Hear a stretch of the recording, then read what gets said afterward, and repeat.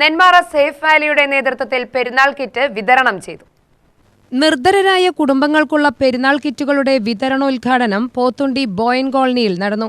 Convener AMB Sayyid Ibrahim ഉദ്ഘാടനം ചെയ്തു.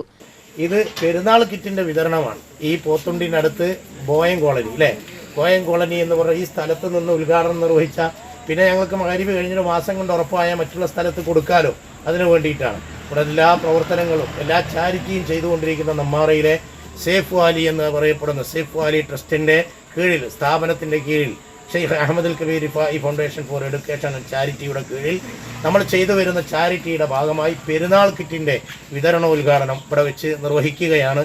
അതിൻ്റെ ഉദ്ഘാടന ക്രമം ബഹുമാനപ്പെട്ട സ്ഥാപനത്തിൻ്റെ ട്രഷററും ഈ സേഫ് വാലി ട്രസ്റ്റിൻ്റെ കൺവീനറും കൂടിയായ ബഹുമാനപ്പെട്ട സൈദണ്ണനാണ് ഉദ്ഘാടനം നിർവഹിക്കുന്നത്. എല്ലാവരും ആത്മാർത്ഥമായി ഈ വിഷയങ്ങളിൽ ഇടപെടുകയും ദുആ ചെയ്യുകയും ചെയ്യണം. നോമ്പ് തുറക്കുന്ന സമയമായിട്ടുണ്ട്. ഇൻഷാ അല്ലാഹ് എല്ലാവർക്കും പെരുന്നാൾ ആശംസകളും നൽകുകയാണ്. Safe valley chairman Zubair Saqafi അധ്യക്ഷനായി. ഫാസിൽ മുതുകുന്നി, സുലൈമാൻ അമ്പട്ടൻ തരിശ് എന്നിവർ പ്രസംഗിച്ചു. UTV news, Palakkad.